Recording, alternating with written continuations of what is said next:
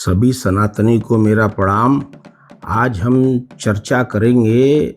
बहुत से साधक, बहुत से डिवोटीज मुझसे पूछते हैं, गुरुजी मोहन जी बताइए बटुक भैरव की पूजा कैसे करते हैं या आरती कैसे होता है। आरती के बारे में आप नहीं कभी दिखाए, कहीं नहीं किए हैं।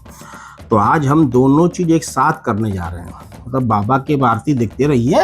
जैसे बाबा की शाम की आरती होती है 8 साढ़े 8 बजे, सर्दी में 8 बजे, गर्मी में 8:30 बजे शाम को होता है। और बटुक भैरव पूजा कैसे करते हैं इसके बारे में थोड़ा सा हम आपको बताना चाहते हैं।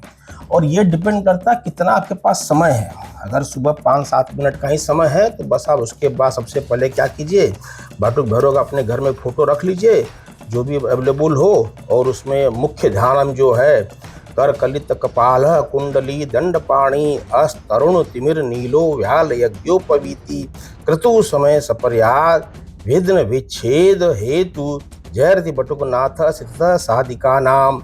इसको मुख्य ध्यान पढ़ने के बाद आप एक बार जो बटुक भैरव मंत्र का स्तोत्रम है, ओम ह्रीं भैरव भूतनाथस्य भूत आत्मा भूत भावना से लेकर के अष्टोत्तरम नाम भैरवस्य महात्मना तक, ये आप एक बार पढ़ सकते हैं। इतना भी आप डेली कीजिए सुबह, उससे भी आपको बाबा की शक्ति मिलेगी। अब इसके बाद प्रश्न आता है कि गुरुजी और आगे पूजा करना है, और ज़्यादा पूजा करना है, या बाबा का मंत्र जाप करना है, तो फिर उसके लिए आगे पूजा करने में आप क्या कर सकते हैं। मुख्य ध्यान पढ़ने के बाद आपका नाम से बटुक भैरव ब्रह्म कवचम पढ़ सकते हैं, और उसके बाद आप ये अष्टोत्तरम नाम के बाद लास्ट तक जो है इति रुद्रामले आपद्वारक बटुक भैरव स्तोत्र निरूपणम तक पढ़ सकते हैं। और उसके बाद आप जो है बाबा का जो मंत्र जाप है, जैसे कि जो उसमें 4 तरह का मंत्र उसमें दिया गया है, मूल मंत्र है और रक्षा मंत्र है, बीज मंत्र है, जिस मंत्र से चाहे आप एक माला जाप कर सकते हैं। अब इसमें जैसे आता है जैसे कि किस में क्या करें। अब जैसे मूल मंत्र इसमें क्या है, ओम ह्रीं बटुकाय पद्म द्वारा कुरु कुरु बटुकाय ह्रीं ओम। तो उसमें कुछ शब्द हाइड किया है। जो लोग गुरु मंत्र देते हैं, गुरु दीक्षा देते हैं, उनसे वो मंत्र लेकर करना चाहिए। अब ये जो है मंत्र उनको करना चाहिए जिसको वो हर तरह की ट्रबल्स को खत्म करता है, remove all troubles all impediments and बिल्कुल थ्रेड्स जो आपके लाइफ में आ रहा है सबको जड़ से खत्म कर देता है। और इसका दूसरा जैसे मंत्र है ओम बटुक भैरवाय नमः, ये भी आप जाप कर सकते हैं एक माला। ये क्या करता है, जितना आपकी नेगेटिविटी पूरा थॉट्स आते हैं दिमाग में, जो डिफिकल्टीज आती है, जो डिप्रेशन आता है, सैडनेस आता है, इसको खत्म करता है। Eradication of negative thoughts, difficulty, sadness. अब एक मंत्र हो जैसे होता है, इसको बीज मंत्र भी बोलते हैं। तो ओम बम बटुक भैरवाय नमः, ये extremely good for a person who is affected with any type of illness, जिसको बीमारी है, कई तरह बीमारी, रोग ठीक नहीं हो रहा है, उसके लिए ये मंत्र सबसे अच्छा माना गया है। नेगेटिविटी भी खत्म करने के लिए अच्छा माना गया इस मंत्र को। तो आप इस तरह से इसको जाप कर सकते हैं। अब उसके बाद ये आता है, ये सब पूजा पाठ आपके समय कितना आपके पास उपलब्ध, उस हिसाब से पूजा पाठ कीजिए। मैं कई बार बोल चुका हूँ, आप जो जिसके यंगस्टर्स हैं 30+, 40+, 50+, 60+, जो भी जिस एज के लोग हैं, depending upon your availability of time, कितना समय आप बटुक भैरव पूजा के लिए दे सकते हैं, उस हिसाब से पूजा कीजिए। 5 मिनट का है तो जो बताओ वो कर लीजिए। 10 मिनट का समय है तो एक माला जाप साथ में कर लीजिए। 40 मिनट दे सकते हैं तो पूरा ब्रह्म कवचम ध्यान के बाद बटुक भैरव कवचम अष्टोत्तरम, और उसके बाद अपना बाबा का माला जाप कीजिए। माला जाप में 1, 3, 5, 7, 9, 11, जितना शुरू में इतना ज़्यादा नहीं करना चाहिए। शुरू में एक माला जाप करके उसके बाद धीरे धीरे बढ़ाना चाहिए। बहुत से लोग कहते हैं कि इतना माला एक दिन से 15 दिन जाप करो। मैं उस चीज़ को प्रमोट नहीं करता है, वो ठीक नहीं है, क्योंकि ये एनर्जी सबको धीरे धीरे ही एक्सेप्ट करना चाहिए। ये सब इतनी स्ट्रॉन्ग एनर्जी है कि everybody can not tolerate, can not bear, can not accept all this energy in one stroke. जैसे दवा लेते हैं आप मेडिसिन में, तो डॉक्टर भी जो हैवी एंटीबायोटिक होता है या हैवी मेडिसिन होता है उसका डोज धीरे धीरे बढ़ाते हैं। एक बैग से देने फर्स्ट जैसे बोलते हैं बिल्कुल वैसे ले लो। That depends upon the patient condition, disease condition. अब ये तो बात हो गया कि आप घर में कैसे पूजा पाठ कर सकते हैं।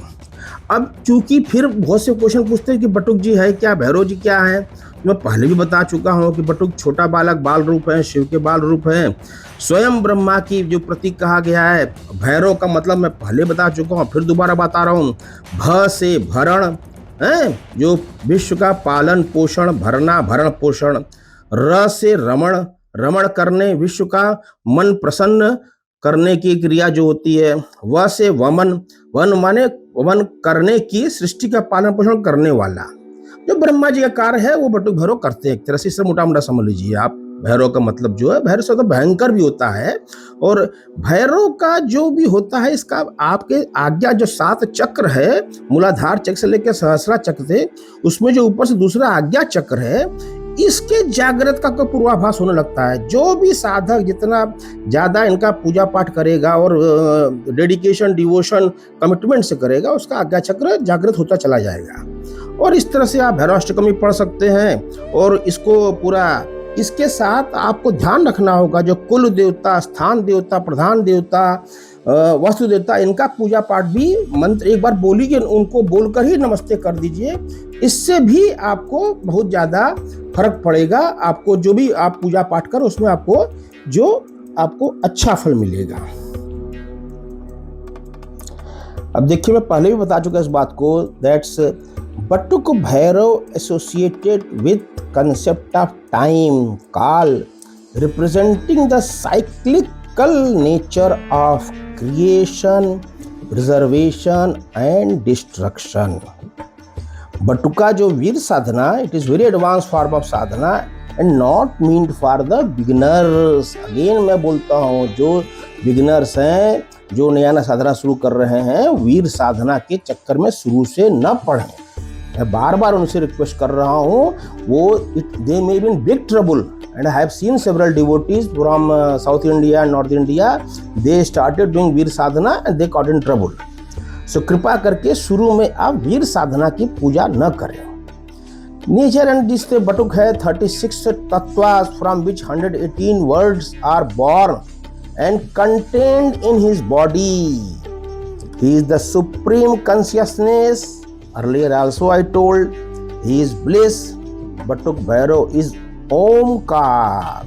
मैंने ओम में भी बोला इसके बारे में, आप ओम का जो मेरा एपिसोड समझ सकते हैं। Responsible for creation, maintenance and dissolution of world, cosmos, universe. He resides in cremation ground.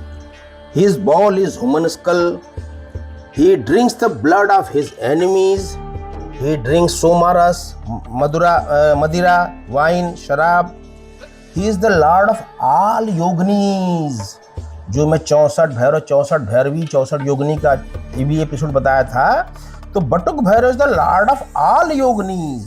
सोचिए, सभी योगिनीज की ये लॉर्ड हैं, उनके भगवान एक तरह से कहिए। He can destroy death.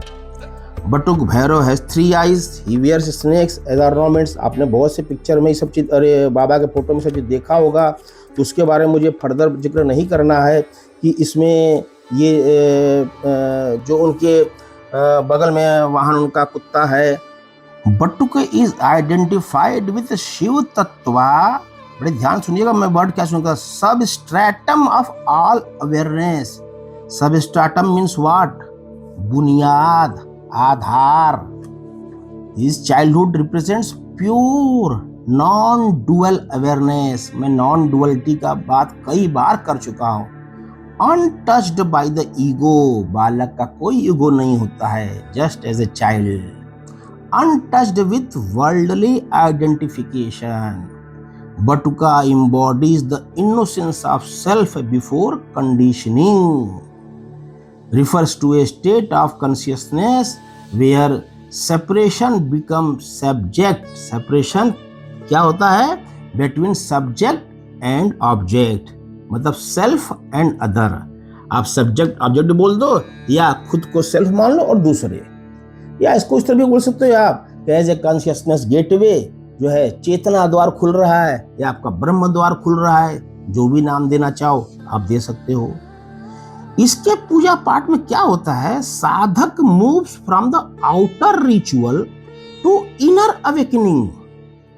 बटुका become a gateway into egoless being, a bridge between the fierce Bhairav and the tender within witness. जो कहिए विटनेस विदिन, मतलब क्या हो रहा है?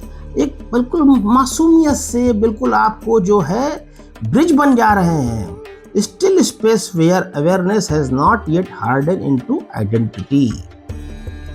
आप अगर समझना चाहें तो समझ सकते हैं अच्छी तरह से। मैं हर तरह से करना चाहता हूं कि बिल्कुल आप अपने आप को बचपन में ले जाइए, जैसे आप बालक थे, बस वही समझ लीजिए बटुक जी हैं बस। तो आपको ज़्यादा हमें सुताना पड़ेगा। अब मैं यहाँ पर छोटी सी एक और कहानी नहीं कर सकता हूँ मैं इसको, कहानी तो होता है जो कि भाई अब कोई लेखक लिखा हो कि भगवान दिखावे से नहीं श्रद्धा से प्रसन्न होते हैं। मैं कई बार बोल चुका हूँ। आजकल क्या है, लोग बहुत ज़्यादा दिखावा कर रहे हैं। मंदिर में भी का नाम से 2-2 किलो 4-4 किलो सोने चांदी का सामान चढ़ा रहे हैं। तो इस पर एक बार ये संगीता बुक में लिखा है और ये बहुत देवस्थानम से उसमें लिखा है कि दुर्वासा ऋषि देवताओं की नगरी अमरावती में गए। सब जानते दुर्वासा ऋषि के बारे में। पूरा शहर उत्सव की शोभा से दमक रहा था। दुर्वासा ने वहां उपस्थित नारद से इसके बारे में पूछा, इस उत्सव का क्या कारण है। देवर्षि नारद ने जवाब दिया, आज पूर्णिमा का दिन है। देवताओं के राजा इंद्र माता अदिति की पूजा कर रहे हैं। उत्सव की वैभवपूर्ण तैयारियों को देख करके दुर्वासा मुनि आश्चर्यचकित हुए। अरे बाप रे बाप, इतना ज्यादा लंबा चौड़ा पूजा पाठ का सजावट हो रहा है। सैकड़ों स्वर्ण थालियों में फूलों को सजाकर माँ की पूजा के लिए रखे जा रहे हैं, सोने की थाली में। सोचिए भाई, इंद्र की सब तो होगा ही होगा। दुर्वासा मुनि इन तैयारियों के बारे में माँ को स्वयं बताना चाह रहे थे। अब देखिए, वो माँ को जाके बताना चाह रहे थे, ऐसे हो रहा था। वे माँ के द्वार पर गए तो जो वहां पर द्वार पालक होते हैं, हर जगह होते हैं, उन्होंने मुनि से कहा कि हे मुनिवर, माँ बीमार हैं, आप उनसे अभी मिल नहीं सकते। बड़े ध्यान से सुनिएगा। देखिए, तैयारी इतनी लंबी चौड़ी हो रही है, सोने के थाल में फूल सजाया जा रहा है, बड़े बड़े सोने का फूल चढ़ाया जा रहा है, सब कुछ है सजाया जा रहा है, आप उनसे अभी मिल नहीं सकते। वो बोल रहे हैं द्वारपालक, माँ बीमार है। द्वारपालकों की बातों को नजरअंदाज कर मुनि सीधे माँ के कक्ष में गए और वहां देव माता अदिति जो है शैया पर लेटी हुई थी। अब सोचिए, जो राजा इंद्र की माता है शैया पर लेटी थी। मुनि ने देवी से पूछा, माँ आप अस्वस्थ क्यों हैं? आप तो इससे परे हैं ना। अब सुनिए माता ने जवाब क्या दिया। माता ने नारद के प्रश्न का जवाब देते हुए वहां पर जो आपके जो दुर्वासा ऋषि जो गए थे वहां से, यह सब देवेंद्र के कारण हुआ है। मतलब देवराज इंद्र के कारण हुआ, जो अपनी संपदा के दिखावे के लिए, मतलब अपनी प्रॉस्पेरिटी, अपनी रिचनेस को दिखाने के लिए मेरी पूजा स्वर्ण पुष्पों से कर रहा है, सोने के फूल से कर रहा है। उन स्वर्ण पुष्पों से ही मेरे शरीर पर घाव हो रहे हैं। अब देखिए, ये बात आप दुर्वासा ऋषि से राजा इंद्र की माँ बोल रही हैं कि वो सोने के फूल से मेरी पूजा कर रहा है और सोने के फूल पूजा करने से मेरे शरीर पर जगह जगह घाव हो रहे हैं। दुर्वासा ऋषि ने फिर देवी से पूछा कि देवी यह बताए माँ, आपका यह रोग कैसे ठीक होगा। माँ ने जवाब दिया, वाराणसी के, अब सोचिए काशी का देखिए महत्व देख लीजिए, विशालाक्षी मंदिर में एक व्यक्ति है जो मेरी चिकित्सा करने में समर्थ है। मैं इस घटना को 2 कारणों से बता रहा हूँ। एक तो काशी की महिमा और माँ विशालाक्षी की देखिए सिद्धिपीठ का उसका महिमा, और माँ मतलब राजा इंद्र की माँ बोल रही हैं कि विशालाक्षी मंदिर में एक व्यक्ति है जो मेरी चिकित्सा करने में समर्थ है। दुर्वासा ऋषि तुरंत वाराणसी आ गए। वहां उन्होंने मंदिर में एक व्यक्ति को रोते हुए देखा है। मतलब एक वहां पे एक व्यक्ति रो रहा था जबरदस्त रूप से। वह व्यक्ति माँ के चरणों पर अश्रु बरसा रहा था। अब देखिए, वो रो रहा है और उसके आंसू जो है माँ के चरणों में, विशालाक्षी माँ के चरणों में गिर रहा है। मुनि ने उससे पूछा कि यहाँ कोई चिकित्सक मिल सकता है क्या। मुनि दुर्वासा ऋषि को नहीं पता का नाम से कि ये यही चिकित्सक है। वो तो सोचे एक आदमी साधक है, माँ का अश्रु गिर रहा है, अश्रु माँ के चरणों में गिर रहा है, लेकिन उन्हें कोई जवाब नहीं मिला। वो कुछ बताया नहीं उसने। मुनु ने वाराणसी में कई जगहों पर चिकित्सक के बारे में पूछताछ की। वो फिर क्या हुआ, सब जगह दुर्वासा ऋषि पूछते रहे, कोई चिकित्सक, कहीं कुछ नहीं जानकारी मिला उनके। वो सब व्यर्थ, उनका प्रयास व्यर्थ गया। फिर दुर्वासा ऋषि वापस देव माता के पास लौट गए और आश्चर्य की बात थी कि देव माता प्रसन्नचित्त अपने सिंहासन पर विराजमान थी। तो फिर दुर्वासा ऋषि ने माँ से प्रश्न किया, क्या आपके चिकित्सक मिला? दुर्वासा ने कहा, नहीं माँ, मतलब माँ ने ही पूछा कि आपको चिकित्सक मिला, तो बोले नहीं माँ नहीं मिला, मुझे मंदिर में कोई नहीं मिला। केवल एक वृद्ध व्यक्ति उस मंदिर की देवी के चरणों में अश्रु बहा रहा था, मतलब रो रहा था, आंसू गिर रहा था उसके माँ के चरणों में। माता राजा इंद्र की माता ने मुस्कुराकर दुर्वासा से कहा, जो वृद्ध तुम्हें दिखाई दिया वही मेरा चिकित्सक है। अब आप देखिए भाव क्या होता है। उसके द्वारा बहाए गए अश्रु की हर बूंद ने, जितना रोया वो साधक या कहिए जो भी माँ का भक्त, उसके हर बूंद ने मेरे शरीर के हर घाव को भर दिया है। दुर्वासा मुनि को यह समझ आ गया कि जो उत्सव संपदा एवं वैभव के साथ मनाए जाते हैं उससे भगवान संतुष्ट नहीं होते हैं, बल्कि जो व्यक्ति प्रेम और श्रद्धा पूर्वक अश्रु बहाता है वही भगवान को प्रसन्न कर सकता है। अब देखिए, मैं इस कहानी को तो कई तरह से साधक ले सकते हैं, मैं यहाँ पर क्यों बताना चाहा। सारे ऑनलाइन फ्रॉड ऐप का देख लीजिए, उससे कुछ आपको मिल रहा नहीं है, आपको लग रहा कार्मिक बेट सब खत्म हो जाएगा, सब बकवास है। दूसरा, बहुत से मंदिरों में, स्पेशल देवी के मंदिरों में आप देखिए खूब भारी भारी मुकुट लगाते हैं, आधा किलो 1 किलो का। मैं उनको भी इस कहानी के माध्यम से, इस कथा के माध्यम से या इस जो प्रकरण के माध्यम से बताना चाहता हूँ कि कृपा करके माँ के चरणों पर या माँ के जो बस मूर्ति है, मानो तो मूर्ति है तो देव या तो पत्थर, उस पर अति बहुत ज्यादा भारी भारी जो आभूषण को मत ला दिए, अगल बगल खूब सजाइए। इस मामले में आप विंध्यवासिनी माँ का देखिए कितना बड़ा है देवी, कितना भक्त शक्तिपीठ है, लेकिन मैं हमेशा उनका सारा फोटो देखा हूँ, बहुत कम से कम उनके जो उनका पूरा मूर्ति है कि बहुत कम आभूषण लगे होते हैं। बहुत से मंदिर ऐसे, विशालाक्षी का देखिए, इवन कलकत्ता का काली घाट का देखिए, तारापीठ का देखिए, बहुत से मैं देखा उसमें दोबारा फर्दर में देखा अपनी बात को ऑथेंटिकेट करना या अपनी बात को समझने की कोशिश। मैं खुद भी समझ रहा हूँ, जब कोई चीज पढ़ता हूँ समझता हूँ कि क्या ऐसा है, इसका कुछ मतलब है। लेकिन कुछ मंदिरों में इतना ज्यादा चढ़ा रहे हैं, मतलब मूर्ति के ऊपर लगा रहे हैं कि वही वाली बात है कि माँ को आप कष्ट दे रहे हो या किसी भगवान को आप कष्ट दे रहे हो। आप लगाइए, आभूषण सब लोग दे रहे हैं, भक्त दे रहे हैं, ठीक है। आप अब 5 किलो 2 किलो 1 किलो आप भाव समझिए ना, आप भाव को नहीं समझ रहे हैं। अगल बगल कोई रखे हैं उससे कोई फर्क नहीं पड़ता, वो मूर्ति को ऊपर टच कर रहे हैं या सोने जैसे पुष्प के कहने एक भावार्थ है, उसको समझने की कोशिश कीजिए। हम सभी यही सनातनी से यही कहना चाहते हैं कि मेरे शब्दों को आप समझने की कोशिश कीजिए। एक बात और मेरे दिमाग में बहुत दिन से आ रही थी, जो कि 3 चीजें जो मैं आजकल देख रहा हूँ, जो भी ईरान अमेरिका इजराइल वार को लेकर के, या यंगस्टर बहुत ज़्यादा स्ट्रेस में रहते हैं, कोई भी डाटा देखिए तो उनका आउटपुट गिर रहा है, या डिप्लोमेसी जो कही जाती है, तो डिप्लोमेसी में क्या हो गया है आजकल, डिप्लोमेसी में क्या चलना चाहिए। तो ये जो है इसका बेस्ट एग्जाम्पल आप दे सकते हैं कि डिप्लोमेट कैसा होना चाहिए। तो महाभारत के श्री कृष्ण से बढ़िया कोई डिप्लोमेट नहीं हो सकता, और हनुमान जी जो है आपके रामायण के हनुमान जी से बढ़िया में कोई डिप्लोमेट नहीं हो सकता है।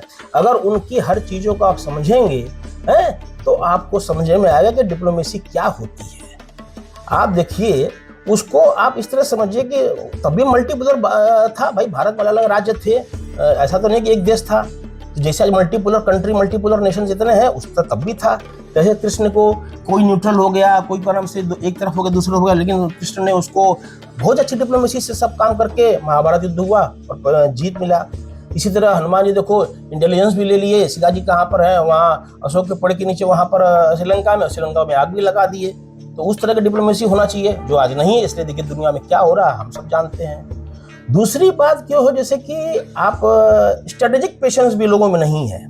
इस सेंस को मैं क्या बोल रहा हूँ, ये स्ट्रेटेजिक पेशेंस का शब्द मैं क्यों इस्तेमाल कर रहा हूँ कि ये हम सभी सनातनी पर भी लागू होता है। हम सभी जो कार्मिक जो हर इंडिविजुअल पर लागू होता है कि हमारे अंदर पेशेंस नहीं है या हम गलत काम करते चले जाते हैं।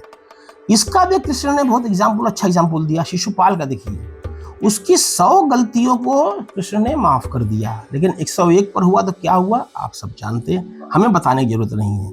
यही मैं कहना चाहता हूँ यहाँ पर सभी को कि आप भी समझ जाइए। आपको लग रहा है कि आप रोज गलती कर रहे हैं तो 100 को क्रॉस मत करिए। मैं एक सिंबॉलिक फिगर बता रहा हूँ उस कंटेक्स्ट में, उस कहानी से लेकर के। प्लीज़ मेरा एक विनम्र अनुरोध है सभी लोगों से, हर एज के लोगों से, इस तरह चीज़ों को अपने लाइफ में अमल कीजिए। अब एक लास्ट बात जो है इसमें जो आता है, आजकल यंगस्टर्स जो है, जो बहुत टॉप करते हैं या पढ़ाई लिखाई में या जॉब में भी, जो 40 प्लस है, 30 प्लस है, बहुत ओवर स्ट्रेस्ड हैं। क्यों ओवर स्ट्रेस्ड हैं? क्योंकि उनका आईक्यू तो बढ़ रहा है। ये मैं भी नहीं बोल रहा, डाटा ये बोल रहा है। आप कोई आर्टिकल पढ़िए, गूगल में, टाइम्स ऑफ इंडिया में निकलता रहता है। लेकिन उनका ईक्यू जो इमोशनल क्वोशंट है वो घट रहा है। और अगर आपको लाइफ में हैप्पी रहना है, जॉब में एक्सेल करना है, इंडस्ट्री में एक्सेल करना है, कॉर्पोरेट में एक्सेल करना है, अपने व्यापार को बढ़ाना है, तो आपको IQ and EQ, intelligence quotient and emotional quotient, दोनों को आपको उसको बैलेंस करना है और ईक्यू को बढ़ाना है, तभी आप सक्सेसफुल लीडर बन सकते हैं। अब आखिरी बात एक ये भी मेरे मन में बहुत दिन से आता है, हम सभी के घर में होता है, हम लोग भी घर में सब जगह लड़ाई झगड़ा होने लगता है, आपस में वाद विवाद होने लगता है। उसका भी एक बहुत बड़ा एग्जाम्पल मैं देना चाहता हूँ। जैसे कि आपका कोई घटना घटती है, तो घटना के बाद हम रिस्पॉन्स किस तरह से देते हैं, उसी से रिजल्ट आउटकम आता है।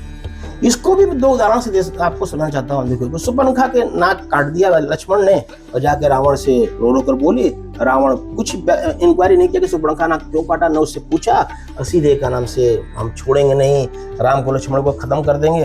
देखिए पूरा उनका खानदान, पूरा कुल खत्म हो गया। तो आउटकम क्या निकला? सब बर्बादी।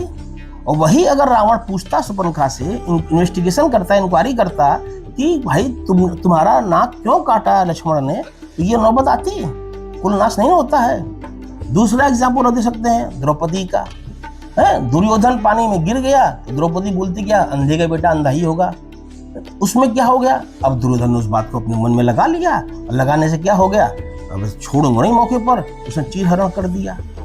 चीरहरण से क्या हुआ? पूरा कुल नाश हो गया, 100 कौरव खत्म हो गए। आउटकम क्या हुआ? उसके एक रिस्पॉन्स से जो मन में गांठ बना लिया, यही न हुआ। अगर किसी ने कहा है आप गधे हैं, तो आप गधे करने से आप गधे हो जाएंगे? नहीं हो जाएंगे।